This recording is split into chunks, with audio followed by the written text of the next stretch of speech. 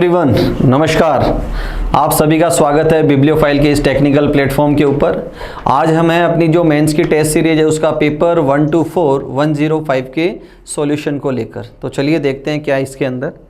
जैसा कि हमें पता है 35 क्वेश्चंस होते हैं हमारे पास। तो पहला सवाल हम देखते हैं, एनालॉजी का सवाल है, बेस्ड ऑन वर्ड्स का सवाल है। दो शब्द दिए हैं, एक है मिल्क और दूसरा है क्रीम। तो हमें मालूम है कि दूध से क्या बनती है, क्रीम बनती है। तो ऐसा ही रिलेशन मुझे चारों जो रिमेनिंग ऑप्शंस हैं उसमें देखना है।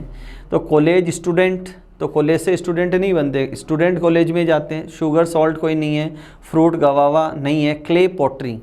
तो मिट्टी से क्या बनते हैं, मिट्टी के बर्तन बनते हैं। तो ऑप्शन थर्ड हमारा यहाँ पर राइट आंसर है। अगले सवाल की तरफ चलते हैं। सेकंड सवाल देखें।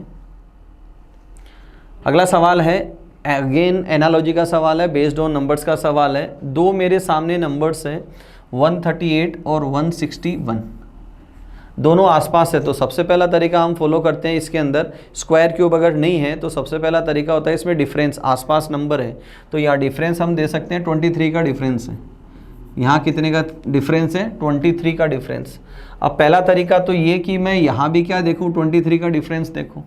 तो 23 का अगर मैं डिफरेंस देखूँ तो मेरी वैल्यू क्या आ जाए यहाँ पर 167।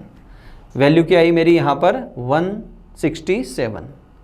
नेक्स्ट दूसरा देखो, मेरे पास ही अवेलेबल ऑप्शन भी 167 ऑप्शन यहाँ पर अवेलेबल है। दूसरा 138 जो है, अगर मैं नंबर्स का फॉर्मेशन करूँ और डिफरेंस कितने का है 23 का, मतलब ये इससे 23 ज़्यादा है। तो जो 138 है वो बनता है 23 इंटू 6, 23 इंटू 6, और 161 जो है वो है 23 इंटू 7। तो एक बार 23 इससे क्या हो गया, ज़्यादा। तो नेक्स्ट को अगर मैं देखूँ 144 जो है वो है 24 गुणा 6, 24 6 144, 24 6 144। और इसी में अगर मैं 24 और ऐड कर दूँ, 144 में मैं 24 और ऐड कर दूँ तो मेरी वैल्यू क्या आ जाएगी वहाँ पर 168। वैल्यू क्या आई मेरी 168। ऑप्शन मेरे पास दोनों ही अवेलेबल है दोस्तों। प्रायोरिटी किसको दूंगा मैं, एडिशन की प्रायोरिटी बाद में रखते हैं, उसको एडिशन को पहले नहीं लिया जाता। स्क्वायर, क्यूब, प्राइम नंबर या फिर मल्टीप्लिकेशन को पहले कंसिडर किया जाता है। तो यहाँ मैं वैल्यू क्या लूँगा, 168 वैल्यू यहाँ पर मैं लूँगा। अगले सवाल की तरफ चलते हैं, क्वेश्चन नंबर 3। नेक्स्ट सवाल ऑड वन आउट का सवाल है। 4 शब्द मुझे दे रखे हैं, इन चारों में से 3 जो है वो कोई एक सिमिलर ग्रुप के अंदर आते हैं, एक मीनिंग देते हैं, और एक शब्द ऐसा है जो उस ग्रुप के अंदर नहीं आता। तो देखो जैसे हम देखें यहाँ नदी एक वर्ड है, नदी बहता हुआ पानी है, लेक झील, पॉन्ड और डैम ये तीनों ही ठहरा हुआ पानी जिसे हम बोलते हैं स्टेगनेंट वाटर बॉडी, उसको निरूपित करते हैं। तो तीनों एक ग्रुप के अंदर आ गए, बचा कौन, रिवर। तो यहाँ अपना आंसर क्या हो जाएगा, रिवर। नेक्स्ट सवाल की तरफ चलते हैं। 5 शब्द दिए गए हैं जिन्हें एक सिस्टमेटिक मीनिंगफुल ऑर्डर के अंदर मुझे जमाना है। दे रखा है काटना, पहनना, सिलाई करना, नापना, चौक से निशान लगाना। तो जो टेलरिंग वर्क है उसका काम है। तो सबसे पहले क्या किया जाता है, मेज़रमेंट लिया जाता है। सबसे पहला काम क्या किया जाता है, मेज़रमेंट। तो 2 ऑप्शन तो मेरे यहाँ एलिमिनेट हो जाएंगे। और मेज़रमेंट करने के बाद क्या करते हैं, उस कपड़े के ऊपर चौक से निशान लगाते हैं। तो 4 के बाद 5 और 4 के बाद 5 है। निशान लगाने के बाद क्या किया जाता है, उसको काटा जाता है। तो यहाँ कट दे रखा है, और काटने के बाद क्या करते हैं, उसकी सिलाई करते हैं, और सिलाई करने के बाद उसको पुट ऑन मतलब पहना जाता है। तो ऑप्शन फर्स्ट मेरा यहाँ पर राइट आंसर है। अगले सवाल की तरफ चलते हैं, क्वेश्चन नंबर 5। अरिथमेटिक का सवाल है। दे रखा है एक दीवार बनाने के लिए 254 ईंटें लगती हैं। बिल्डर को ऐसी 88 दीवार बनानी है। उसके पास 20,100 ईंटें हैं और 500 का ऑर्डर दिया गया है। कितनी और ईंटों की ज़रूरत पड़ेगी। तो देखिए इसने क्या कहा, एक दीवार के लिए कितनी ईंटें लगती है 254, और मुझे दीवार कितनी बनानी है 88। तो अगर मैं मल्टीप्लाई करूं तो मेरी वैल्यू क्या आ जाएगी यहाँ पर, दोनों फिगर सेम आने, तो मेरी वैल्यू आ जाएगी 22,352। मुझे कितनी ईंटों की ज़रूरत पड़ेगी, 22,352 ईंटों की मुझे ज़रूरत पड़ेगी। अब उसने कहा है कि मेरे पास ईंटें हैं कितनी, 20,100, तो मैं 20,100 इसमें से निकाल दूँ, 22,352 और उसमें से 20,100 अगर मैं निकाल दूँ तो मेरी वैल्यू आ जाएगी 2252। मुझे और कितनी ईंटों की ज़रूरत है? 2,252। अब उसमें से मैंने ऑर्डर कितने का दे रखा है? 500 का ऑर्डर दे रखा है, तो ये मैं निकाल दूँ यहाँ, तो रिमेनिंग वैल्यू कितनी बची? 1752। तो मुझे और कितनी ईंटों की ज़रूरत है? मुझे 1,752 ईंटों की ज़रूरत है। कैलकुलेशन बेस्ड सवाल है दोस्तों ये। नेक्स्ट सवाल की तरफ चलते हैं। अगला सवाल है अपना, दे रखा है, एक शब्द दे रखा है और पूछा है इसका प्रयोग करके कौन सा शब्द बनाया जा सकता है, कौन सा शब्द बनाया जा सकता है। ऐसे सवालों में हमारी पहले भी बात हुई है कि हमें देखना है कि मेरे से पूछा क्या है, बनाया जा सकता है या नहीं बनाया जा सकता। तो सबसे पहले हम देखते हैं कन्फर्म बनता है या नहीं। तो देखो CONFIR, M मिसिंग है, तो M तो नहीं बनेगा, नहीं इससे। ये फिंगर की अगर मैं बात करूं, FINGE मिसिंग है दोस्तों, ये भी नहीं बनेगा। नेक्स्ट दे रखा है कॉन्जुअल, तो CONJ मिसिंग है दोस्तों, J कहीं पर भी नहीं है, तो ये भी नहीं बनना है। तो बचा हुआ कौन है? गोट, तो GOAT। तो फोर्थ जो वर्ड है वो यहाँ पर बन जाएगा इससे। अगले सवाल की तरफ चलते हैं। क्वेश्चन नंबर 7, इक्वलिटी इनइक्वलिटी का सवाल है और स्टेटमेंट गिवन है मेरे पास 2 और कंक्लूजन्स 2 है। सबसे पहले मेरे से पूछा है कि मुझे जाना कहाँ है? S से R की तरफ जाना है। तो देखो S मेरे पास यहाँ है कि मैं S से E जाऊँ, फिर E से M जाऊँ और फिर M से R जाऊँ। अगर मैं इसको बाहर निकालूँ तो आप देख सकते हैं यहाँ R greater than equals to M greater than equals to E greater than equals to S। और मुझे जाना कहाँ है? मुझे S से R की तरफ जाना है। तो देखो मैं S से R की तरफ जा सकता हूँ मतलब इस साइन का तो काम हो गया। अब मुझे साथ में क्या लेके जाना है? इक्वल का साइन। तो इक्वल हर जगह चाहिए मुझे। इक्वल यहाँ भी अवेलेबल है, यहाँ भी अवेलेबल है और यहाँ भी अवेलेबल है। इसका मतलब जो फर्स्ट कंक्लूजन है वो मेरा क्या है? सही है। नेक्स्ट मेरे से पूछा है कि मुझे A से S की तरफ जाना है। तो देखो A अवेलेबल है मेरे पास और मुझे ये A की इक्वेशन के अंदर दे रखा है कि मैं A से M जा सकता हूँ, M से E नहीं जा सकता, M से E नहीं जा सकता। इसका मतलब सेकंड वाला कंक्लूजन क्या हो गया यहाँ पर? गलत। तो कंक्लूजन फर्स्ट सही है और सेकंड वाला कंक्लूजन गलत है। तो यहाँ ऑप्शन डी मेरा राइट आंसर चला जाएगा। नेक्स्ट सवाल की तरफ चलते हैं। 8 नंबर का सवाल, नंबर पजल का सवाल है। नंबर दे रखा है मुझे 1 2 3 और 1 2 3 से मुझे बनाना है 14। तो यहाँ क्या रिलेशन दे रखा है कि ये जो तीनों डिजिट्स हैं इनका स्क्वायर लिया है। 1 का स्क्वायर 1 है, 2 का स्क्वायर 4 है और 3 का स्क्वायर 9 है और तीनों का सम कर दिया तो वैल्यू क्या है यहाँ पर? 14। सेम वे 323 में तीनों का सम करना है स्क्वायर लेकर और पूछा किसका है? 624। तो 624 तीनों डिजिट्स का अगर मैं स्क्वायर लेते हुए चलूँ तो 36 प्लस 4 40 और प्लस 16 करूँ तो 56। तो सी ऑप्शन यहाँ राइट आंसर है। नेक्स्ट सवाल की तरफ चलते हैं। क्वेश्चन नंबर 39 बोर्ड मास का सवाल है और जब भी हम बोर्ड मास का सवाल करते हैं तो सबसे पहले डिवीजन और मल्टीप्लिकेशन के ऊपर फोकस करते हैं। तो पहले ऑप्शन की तरफ चलते हैं कि जहाँ प्लस है उसके जगह मुझे डिवीजन लेना है और ये अवेलेबल नहीं है मेरे पास, और जहाँ मल्टीप्लिकेशन है वहाँ माइनस और डिवीजन के लिए प्लस, और जहाँ माइनस है वहाँ मल्टीप्लिकेशन का निशान लेना है। तो इन दोनों को मैं अगर गुणा करूँ तो वैल्यू मेरी है 48 48, और जहाँ मल्टीप्लिकेशन है वहाँ मुझे लेना है माइनस का निशान, और जहाँ डिवीज़न है वहाँ लेना है मुझे प्लस का निशान। Got it. तो ये दोनों पॉजिटिव वैल्यूज़ है। अगर मैं इनका सम करूँ तो इनका सम आता है 63, और 63 में से अगर मैं 12 निकाल दूँ तो 40 वैल्यू नहीं आती है। तो पहला ऑप्शन तो हो गया हमारा यहाँ पर गलत। सेकंड ऑप्शन की तरफ चलते हैं। जहाँ प्लस है वहाँ डिवीज़न लेना है, तो यहाँ वैल्यू आएगी 8 और माइनस की जगह मुझे लेना है इंटू का निशान, तो ये वैल्यू आई मेरी 104। और माइनस किसको डिवीज़न रिप्रेजेंट कर रहा है? प्लस को। तो 104 में अगर मैं 6 जोड़ दूंगा तो वैल्यू आएगी 110। तो सेकंड ऑप्शन भी मेरा क्या है? यहाँ पर गलत है। थर्ड ऑप्शन की तरफ चलते हैं। यहाँ वैल्यू आई 9 और इसको 3 से गुणा करूँगा तो वैल्यू आई मेरी 27। Got it. अब जहाँ मल्टीप्लिकेशन का निशान है वहाँ मुझे क्या करना है, माइनस। तो 27 में से अगर मैं 4 माइनस कर दूंगा तो मेरी वैल्यू कितनी आएगी, 23।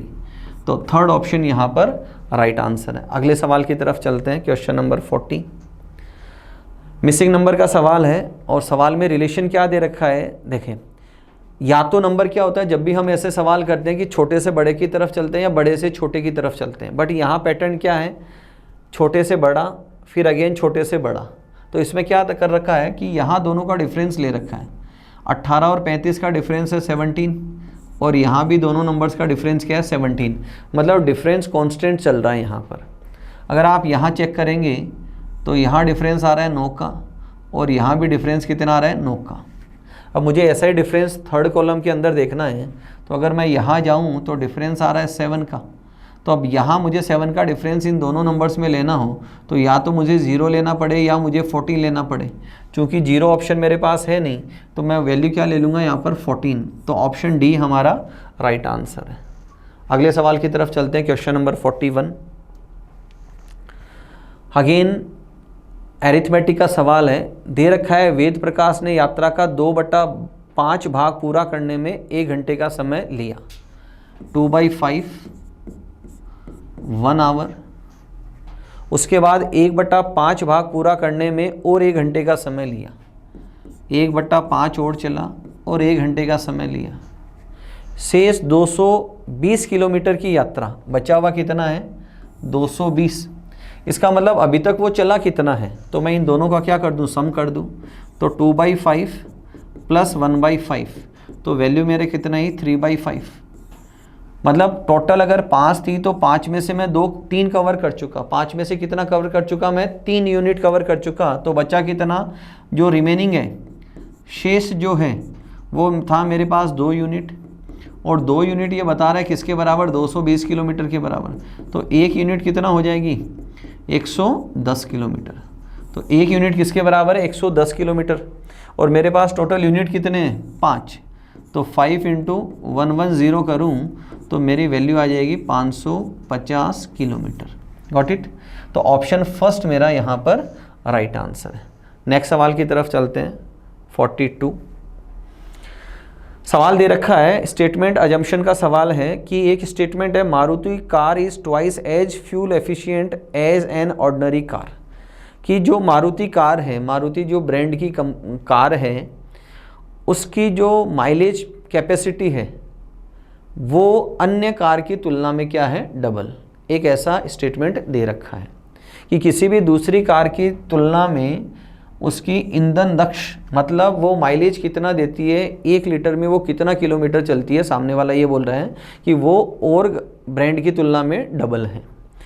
पहला अजम्पशन दे रखा है कि a large number of people use Maruti car. इस स्टेटमेंट में ये बात का कोई लेना देना नहीं है कि बहुत संख्या के अंदर लोग मारुति कार को चला रहे हैं। Got it? इसने क्या बोला, बड़ी संख्या में लोग मारुति कार का प्रयोग करते हैं। तो ये डायरेक्टली इससे कहीं रिलेट नहीं कर रहा। उसने बोला वो फ्यूल एफिशिएंट है, मतलब माइलेज ज़्यादा दे रही। तो इसमें अजम्पशन क्या है कि लोगों को चलाना चाहिए, चला रहे हैं वो अच्छी बात है, बट और लोगों को चलाना चाहिए। तो पहला वाला क्या हो जाएगा यहाँ पर, गलत। सेकंड की मैं बात करूँ, मारुति कार की बिक्री बढ़ गई है, तो ये इससे रिलेट नहीं कर रहा है, कहीं भी इससे रिलेट नहीं कर रहा है कि वो उसकी गाड़ी की बिक्री, हमें कोई स्टेटमेंट के अंदर ऐसा डेटा नहीं दे रखा है कि उसकी बिक्री बढ़ी या नहीं बढ़ी। तो सेकंड को भी मैं क्या कर दूंगा, गलत कर दूंगा। तो यहाँ पर दोनों ही इसको फॉलो नहीं करते हैं। गॉट इट, दोनों ही स्पष्ट नहीं है। तो डी ऑप्शन मेरा यहाँ पर आंसर चला जाएगा। अगले सवाल की तरफ जाते हैं हम। अगला सवाल है, इसमें मुझे ट्राइंगल्स की काउंटिंग करनी है। तो देखें, इसको मैं क्या करता हूँ, 3 हिस्सों में बांटता हूँ। हिस्सा नंबर 1, हिस्सा नंबर 2, हिस्सा नंबर 3। और पहला और तीसरा हिस्सा क्या है, मुझे बिल्कुल सेम दिखाई दे रहे हैं। तो मैं यहाँ अगर इसकी काउंटिंग करूँ तो देखें 1 2 3 4 5 6 7 8 9 तो सिंगल सिंगल बन रहे हैं यहाँ पर। और अगर मैं कंबाइंड करूँ 2 को, तो एक डायग्राम ये बन रहा है ट्राइंगल, और एक ट्राइंगल यहाँ दिखाई दे रहा है। तो मुझे पहले हिस्से में कितने ट्राइंगल्स दिखाई दिए, 11। पहले हिस्से में कितने ट्राइंगल है, 11। और पहला और तीसरा समान है, तो मैं इंटू 2 कर दूंगा, तो मेरी वैल्यू कितनी है यहाँ पर 22। मुझे पहले और तीसरे हिस्से में कितने ट्राइंगल्स मिले 22। अब बीच वाले हिस्से में अगर मैं काउंटिंग करूँ तो देखें 1 2 और अगर मैं इसको कंबाइन करूँ तो एक और बनता है 3, फिर 4 और इन दोनों को कंबाइन करता हूँ तो एक और बना कितना 5। अब ये वाली पिक्चर और ये वाली पिक्चर दोनों क्या है सेम है, तो 5 और 5 कितने बन गए 10। अब एक यहाँ देखो बड़ा वाला ये दिखाई दे रहा है और एक इससे अपोजिट दिखाई दे रहा है, तो 2 ट्राइंगल और निकल कर आए, तो कितने हो गए 12। तो अगर इनका मैं सम करूं तो टोटल वैल्यू कितनी आई मेरे पास 34। टोटल ट्राइंगल्स कितने हैं 34।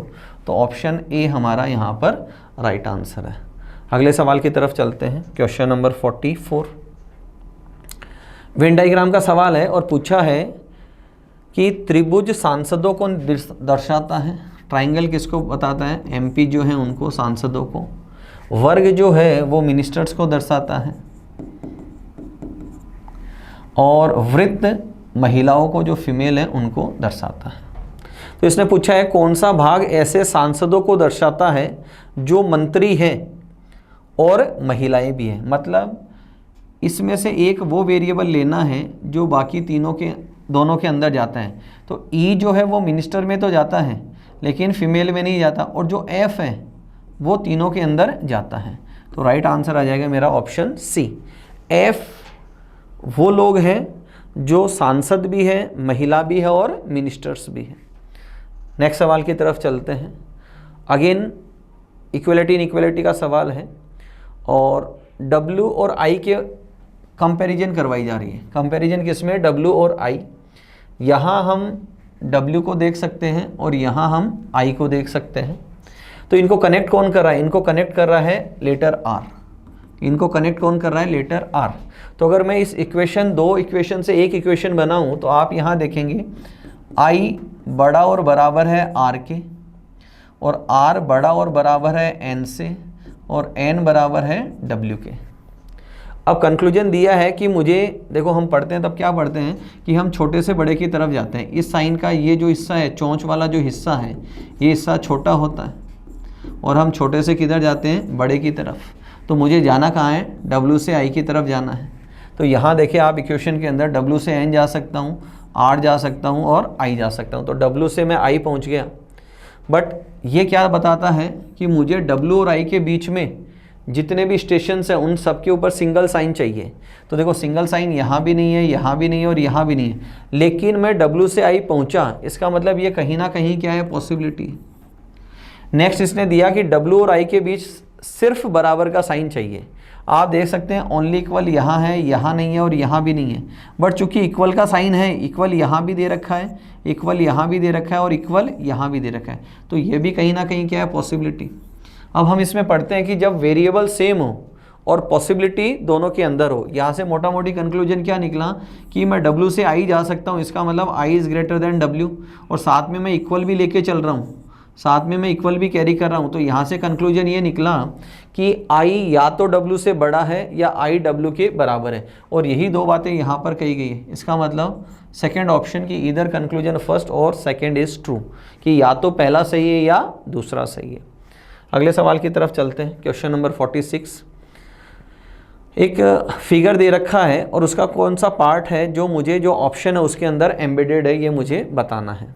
तो ये वाला जो ट्राइंगल है, ये पोर्शन मुझे यहाँ नहीं दिखाई दे रहा, यहाँ नहीं दिखाई दे रहा, यहाँ आप देख सकते हैं ये वाला जो हिस्सा है ये मुझे जो गिवन है वही दिखाई दे रहा है। तो ऑप्शन सी मेरा यहाँ पर राइट आंसर है। अगले सवाल की तरफ चलते हैं। पेपर कटिंग फोल्डिंग का सवाल है।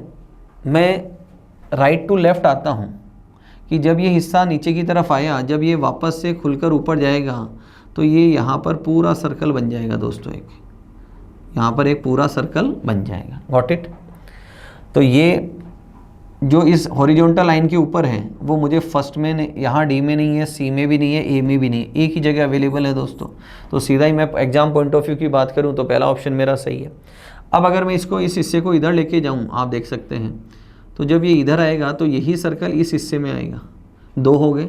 फिर यही हिस्सा जब इधर आएगा तो ये कितने हो जाएंगे, 2 से 4, तो एक इधर होना है और एक इधर होना है। फाइन, तो ऑप्शन डी मेरा, बी यहाँ पर मेरा राइट आंसर है। क्वेश्चन नंबर 48, अगला सवाल देखें। मिरर रिफ्लेक्शन का सवाल है और मिरर ईस्ट की ओर रखा हुआ है, और मिरर ईस्ट की ओर रखा हुआ है, इसका मतलब मुझे लेफ़्ट टू राइट जाना पड़ेगा। 4 इसमें एलिमेंट्स दे रखे हैं, मैं एक एक को कंपैरिजन करते हुए चलता हूँ। देखो ये मेरे लेफ्ट हैंड पे है, तो जब ये इधर आएगा तो मेरे राइट हैंड के ऊपर आएगा, तो इसमें छोटा वाला पार्ट जो अभी राइट में है वो लेफ़्ट में आएगा, और बड़ा वाला जो पार्ट है जो लेफ़्ट में था वो राइट में आएगा। तो फर्स्ट ऑप्शन में अवेलेबल है, सेकेंड में नहीं है, थर्ड में नहीं है, फोर्थ में अवेलेबल है। अब अगर मैं इनकी बात करूँ तो फर्स्ट और फोर्थ में देखो ये सेम दे रखा है, और इन दोनों में इंटरचेंज हो रहा है। तो देखो ये जो एरो है ये मेरे राइट हैंड पे है, अब ये किधर आएगा, लेफ्ट हैंड पे, और ये एरो ऐसे बनना है। और अगर मैं एच की बात करूँ तो ये छोटी वाली साइड जो राइट में है, आप देख सकते हैं यहाँ पर ये छोटी वाली जो है वो राइट हैंड के ऊपर है, तो ये लेफ़्ट में आना है, और जो बड़ा लेफ़्ट में है वो किधर आना है, ऐसे राइट में। तो ऑप्शन डी हमारा क्या है, यहाँ पर राइट आंसर है। अगले सवाल की तरफ चलते हैं। क्वेश्चन नंबर 49, ब्लड रिलेशन का सवाल है, और इसने बोला है कि यदि रश्मि के की इकलौती बहन हो तो निम्नलिखित में वह बी से, किससे, बी से किस प्रकार से संबंधित है। मतलब बी आवाज़ लगाएगा किसको, रश्मि को। तो पिक्चर यहाँ से शुरू करते हैं, के से। अब इसने दे रखा है हैश, यहाँ से दे रखा है कि के पी की माता का भाई है, ये पी, और ये पी की मम्मी, और उसका भाई कौन है, के। और यहाँ दे रखा है रश्मि के की इकलौती बहन है, तो ये के है, और इसकी इकलौती बहन रश्मि, तो ये रश्मि है,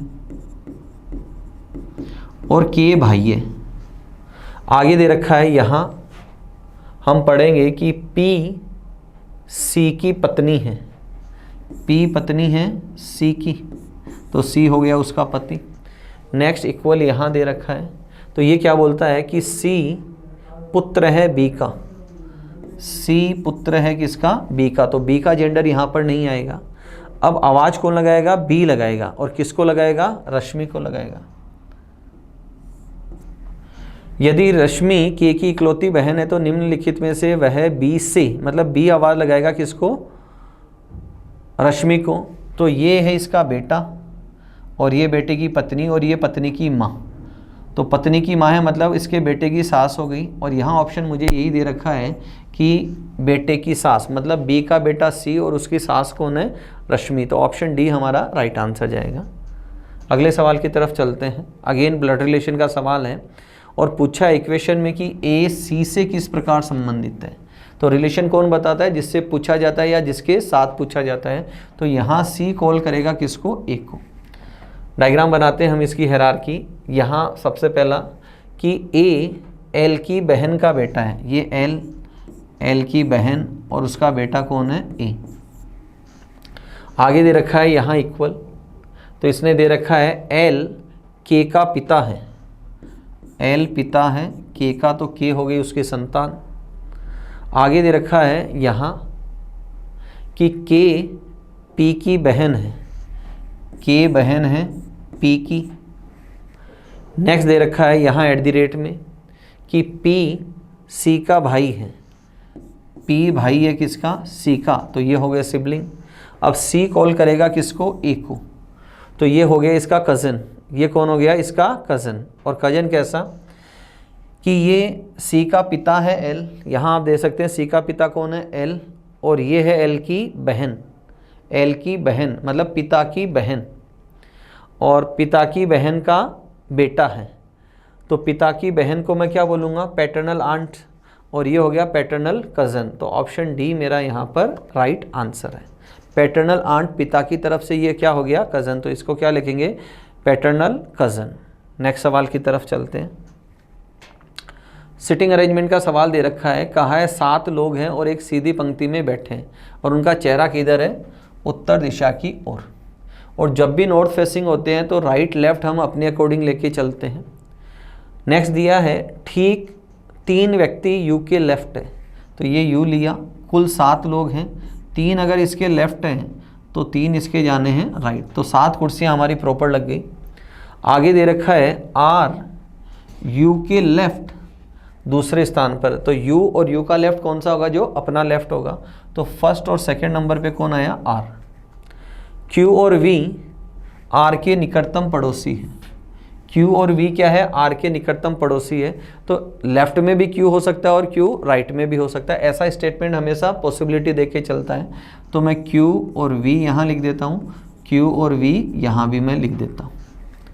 आगे इसने दिया है जैसे कि q u का निकटतम पड़ोसी नहीं है। q किसका पड़ोसी नहीं है, u का पड़ोसी नहीं है। तो यहाँ मैं q को तो हटा देता हूँ, तो यहाँ फाइनल हो गया v, और यहाँ phi है तो यहाँ फाइनल कौन हो जाएगा, q। आगे दे रखा है t और p किसी भी छोर पर नहीं है। एक छोर तो अपना पूरा हो गया यहाँ पर, तो यहाँ कौन नहीं आएगा, t भी नहीं आएगा और p भी नहीं आएगा। आगे दे रखा है t s के लेफ्ट दूसरे स्थान पर है।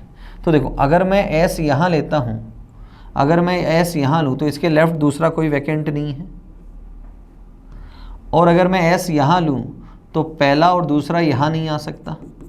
तो s को मैंने यहाँ लिया और s का लेफ्ट दूसरे नंबर पे कौन आया, t। बचा कौन, p। तो यहाँ मैंने किसको लिया, p को। ये सातों लोग आराम से बैठ गए। अब इसने पूछा है कि यदि p और q अपनी सीटों की अदला बदली करते हैं, तो ये q है और ये p है, मतलब p की जगह q जाना है और q की जगह p जाना है। तो q की नई स्थिति क्या होगी, q की नई स्थिति क्या होगी। तो देखो आप देख सकते हैं यहाँ पर कि q अब यहाँ पर आ गया और p यहाँ पर आ गया। तो q की नई स्थिति क्या है, इसने पूछा है r के राइट दूसरा, ये r है, पहला और दूसरा नहीं है। नेक्स्ट दे रखा है v के लेफ्ट दूसरा है, ये v है, तो v के लेफ्ट नहीं, v के राइट है, तो सेकंड भी गलत है। फिर दे रखा है u के लेफ्ट तीसरा है, u से राइट बैठा है, ये भी गलत है। फिर दे रखा है u के राइट दूसरा है, बिल्कुल u के राइट दूसरे नंबर पे है, तो ऑप्शन डी हमारा यहाँ पर राइट आंसर है। अगले सवाल की तरफ चलते हैं, क्वेश्चन नंबर 52। इसने कहा 8 लोग हैं, सिटिंग इन 2 पैरेलल रोज, 2 पंक्तियों में बैठे हैं। 4 लोग एक पंक्ति में और दूसरे 4 लोग दूसरी पंक्ति में। अब आगे इसने दिया है कि B, C, D तथा E नॉर्थ फेसिंग है, ये साउथ फेसिंग है। B, C, D और E ये साउथ फेसिंग है। तो मैं लिखता हूँ B, C,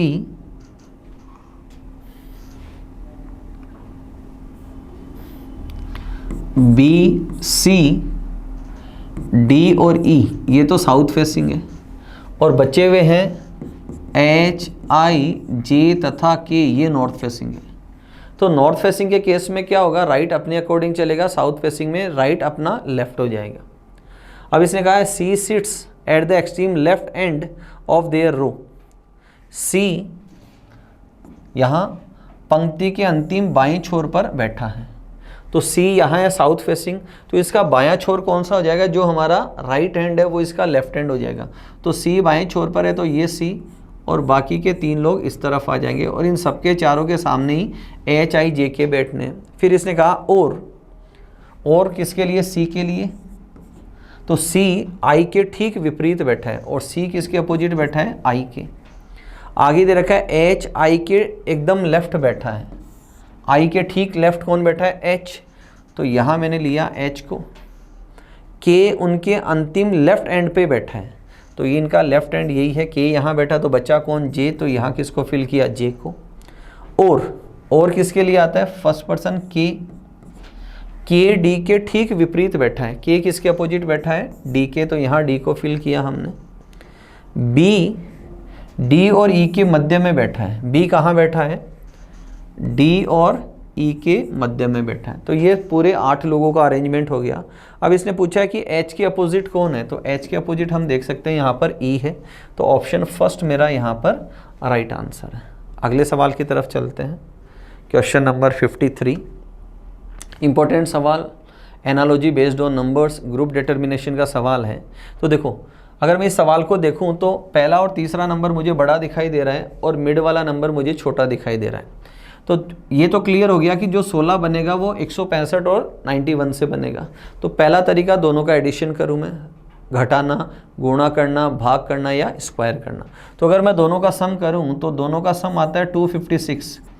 अब 16 और 256 में क्या रिलेशन है कि 256 का स्क्वायर रूट अगर मैं करूँ तो वो कितना होता है, 16।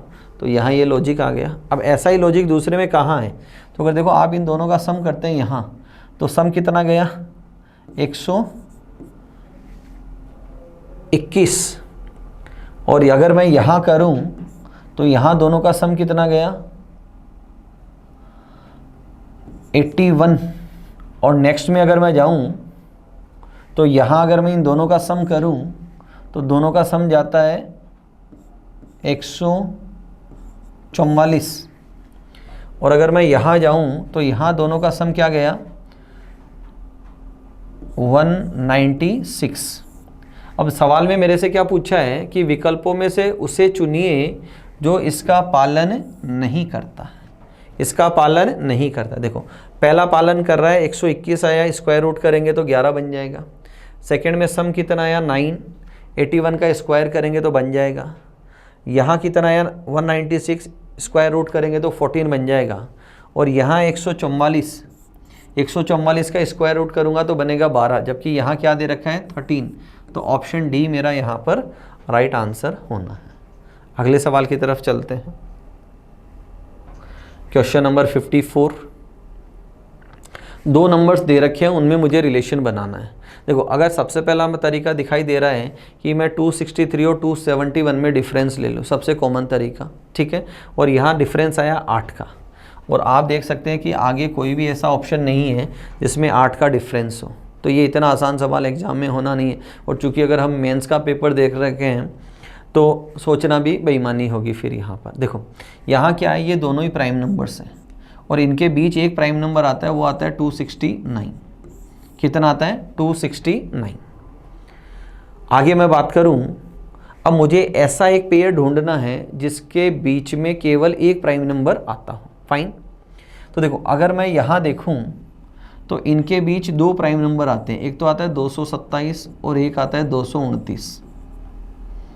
और अगर मैं यहाँ देखूँ तो ये तो डिविजिबल नंबर है, देखो इसका सम कितना हो रहा है 9, तो ये हट गया ऑप्शन, और यहाँ बहुत ज़्यादा प्राइम नंबर आ रहे हैं, तो 3 ऑप्शन मेरे एलिमिनेट हुए। तो ऑप्शन बचा कौन सा, थर्ड ऑप्शन बचा। गॉट इट, कि 317 और 333 के बीच एक ही प्राइम नंबर है यहाँ पर। अगले सवाल की तरफ चलते हैं। नेक्स्ट क्वेश्चन देखें। Again analogy based on number का सवाल, ग्रुप डिटर्मिनेशन का सवाल है।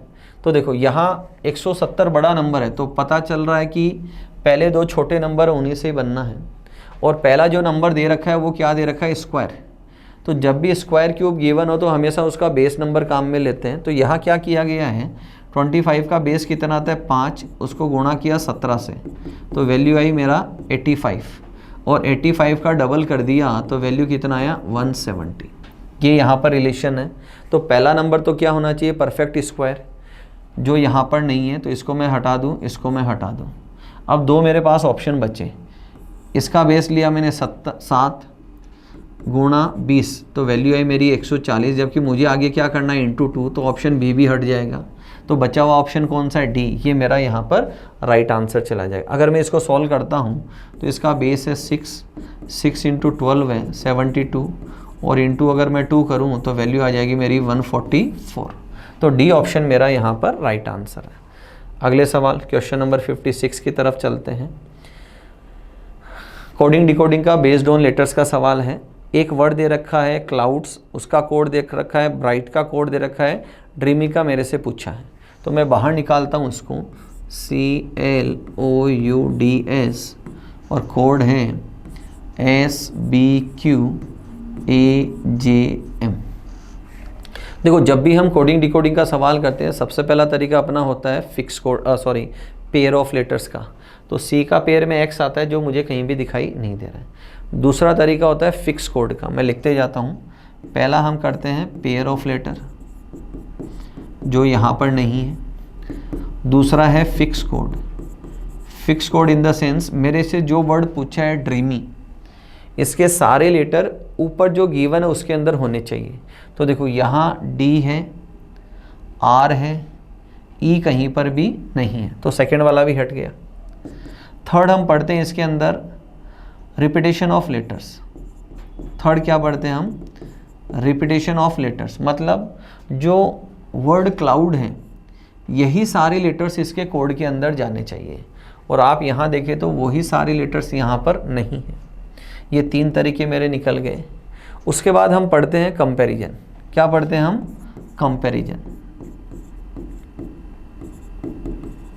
अब कंपैरिजन अमूमन क्या होता है, या तो फर्स्ट टू फर्स्ट लेटर को कंपेयर करके चलते हैं या फर्स्ट टू लास्ट लेटर को करते हैं।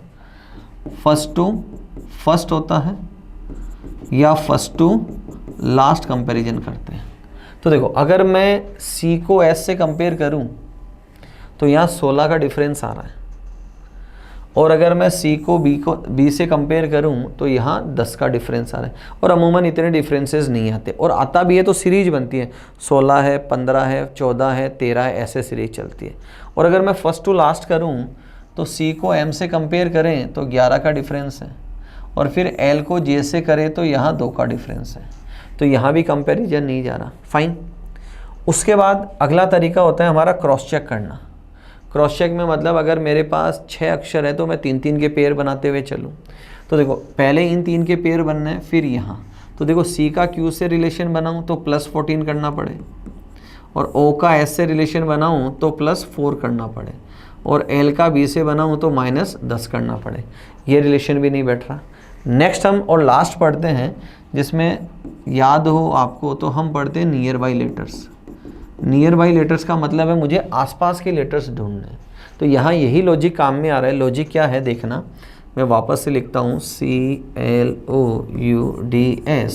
कोड है SBQAJM। देखो, C का रिलेशन A से बना रहे हैं -2, L का J से -2, O का M से -2, फिर U से S -2, D से B -2 और S से Q -2। यहाँ भी -2 हो रहा है और यहाँ पर भी -2 हो रहा है। Got it? तो अब जो मेरे से वर्ड पूछा है ड्रीमी, तो जो पहले 3 लेटर हैं उनका कोड जाएगा 4, 5, 6 पे। देखो, यहाँ फर्स्ट का कोड कहाँ है? 4th पोजीशन पे। तो यहाँ इनका जाएगा 4, 5, 6। ये मुझे चेक करते हुए चलना है। तो अगर मैं D से -2 करूँ तो लेटर आना है B। तो B यहाँ नहीं है, यहाँ नहीं है, यहाँ नहीं है। तो मेरा ऑप्शन कौन सा चला जाएगा दोस्तों? ऑप्शन B मेरा यहाँ राइट आंसर हो जाएगा। एग्जाम पॉइंट ऑफ व्यू की बात करूँ तो बाकी को मुझे चेक करने की ज़रूरत नहीं है, बट चूंकि यहाँ समय है तो देखो, R -2 करेंगे तो P आना है, और E -2 करेंगे तो C आना है, फिर A -2 करेंगे तो Y, M -2 एंड Y -2। तो ऑप्शन B मेरा यहाँ पर राइट आंसर है। अगले सवाल की तरफ चलते हैं। Question number 57।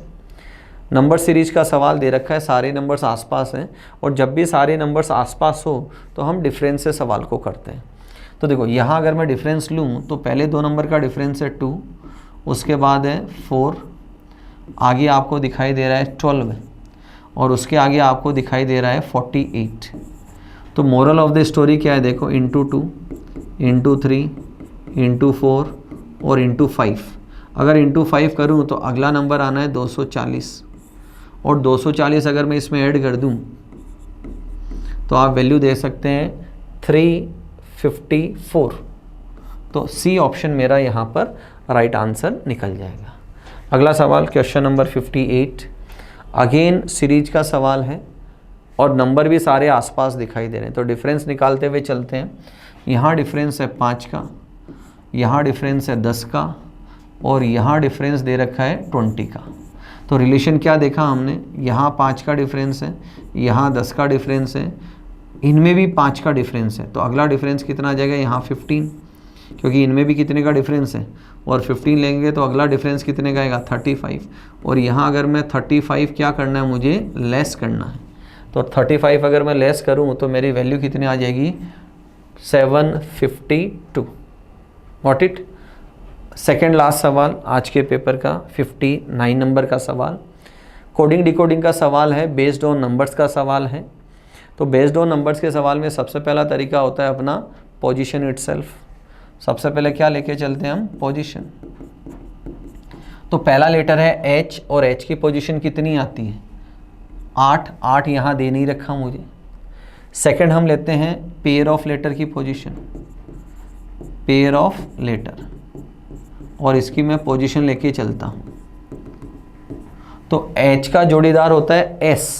H का जोड़ीदार कौन है? S, जो आता है 19 नंबर पे। बट यहाँ क्या लिखा हुआ है? 17। मतलब क्या किया, -2 किया। क्या किया, -2। अगला लेटर दे रखा है ए। अब ए का जोड़ीदार तो आता है 26 और 26 में से 2 माइनस करूँ तो 24 है नहीं यहाँ पर। तो क्या किया कि जो ए जो है उसकी पोजीशन आती है 1। ए कितने नंबर पे आता है, 1 नंबर पे, और उसको क्या किया है इंटू 2। तो यहाँ पर क्या लिया है मैंने, 2। नेक्स्ट लेटर है एम। एम का पेयर में कौन आता है, एन, और एन की पोजीशन है 14 और 14 माइनस 2 करो तो कितना है, 12 है। तो यहाँ 12 दे रखा है। अगला लेटर है पी और पी आता है 16 नंबर पे। पी आता है 16 नंबर पे और 16 का डबल मैं करूँ तो वैल्यू कितना है, 32, और 32 मुझे दे रखा है यहाँ पर। नेक्स्ट लेटर है ई। ई के पेयर में कौन आता है, वी, और वी का नंबर आता है 22 और उसमें से अगर मैं 2 माइनस कर दूँ तो वैल्यू क्या आई, 20। नेक्स्ट लेटर है आर। आर आता है दोस्तों 18 नंबर पे और 18 का डबल कितना होता है, 36। 18 का डबल कितना होता है, 36, और जो मुझे दे रखा है 36। तो यहाँ मोरल ऑफ द स्टोरी क्या है कि जो फर्स्ट लेटर है उसका पेयर ऑफ लेटर उसमें से माइनस किया है। जो मैंने नीचे की तरफ जहाँ पर निशान लगा रखे हैं कि फर्स्ट लेटर उसका पेयर ऑफ लेटर और उसमें से -2 किया है। फिर जो ऊपर की तरफ निशान है वो आप दे सकते हैं। तो मैं यहाँ लिखता हूँ फर्स्ट, थर्ड और जो फिफ्थ है उनमें तो जो पेयर ऑफ लेटर है उसमें से -2 किया है। अब पोजीशन कौन सी बची, सेकंड, फोर्थ एंड सिक्स्थ, इनकी जो पोजीशन है इसको इंटू 2 किया है। फाइन। तो ये हमारा यहाँ पर कंक्लूजन निकला। अब मेरे से पूछा है सेफ्टी का, तो पहला लेटर एस, जोड़ीदार है एच, -2 करूँ तो 6, जो मुझे चारों ऑप्शन में अवेलेबल है। सेकंड में मुझे लेना है इसका डबल, तो डबल यहाँ 2 अवेलेबल है, 2 अवेलेबल है, यहाँ नहीं है और यहाँ भी नहीं है। थर्ड है एफ। एफ का पेयर में आता है यू, 21 नंबर पे, -2 करूँ तो कितना आ जाएगा, 19। तो ऑप्शन फर्स्ट मेरा यहाँ राइट आंसर, अगर मैं एग्जाम पॉइंट ऑफ व्यू की बात करूँ तो। अंतिम सवाल की तरफ चलते हैं। अच्छा सवाल था दोस्तों ये। नेक्स्ट सवाल है मेरे पास, अगेन कोडिंग डिकोडिंग का सवाल है, बेस्ड ऑन नंबर्स का सवाल है। यहाँ लॉजिक क्या है दोस्तों, ये फर्स्ट और थर्ड, सेकेंड और फोर्थ जो लेटर है उनकी पोजीशन का सम करते हुए चल रहा है। तो यहाँ सम आया दोस्तों 14 और यहाँ सम आया 25। तो मैं 14 और 25 का अगर डिफरेंस लूँ तो वो डिफरेंस आता है 11। Got it. तो जो मेरे से पूछा है उसमें मैं फर्स्ट, थर्ड और फिफ्थ एक तरफ लूँगा, सेकेंड, फोर्थ और सिक्स्थ को मैं एक तरफ लूँगा। तो अगर आप इनकी पोजीशन का सम करते हैं तो यहाँ मैं पोजीशन लिखता हूँ 6, 3 और 15। तो यहाँ ये सम आ रहा है दोस्तों 24, और रिमेनिंग का अगर मैं सम करूँ 1, 20 और 18, तो यहाँ सम आया 39। अब 39 और 24 का अगर मैं डिफरेंस लूँ तो डिफरेंस आता है यहाँ पर 15। तो फर्स्ट ऑप्शन मेरा यहाँ पर राइट आंसर है। तो ये थे आज के पेपर के 30 क्वेश्चंस दोस्तों। कुछ सवाल बहुत ही मज़ेदार हैं, तो इनके कॉन्सेप्ट अच्छे से लिखें, समझें और एक नोटबुक के अंदर उनको नोट डाउन करें। आज के पेपर में इतना ही। नेक्स्ट वीडियो में मुलाकात करेंगे अगले क्वेश्चन पेपर के सॉल्यूशन को लेकर। तब तक अपना ध्यान रखें और मुस्कुराते रहें। Thank you everyone.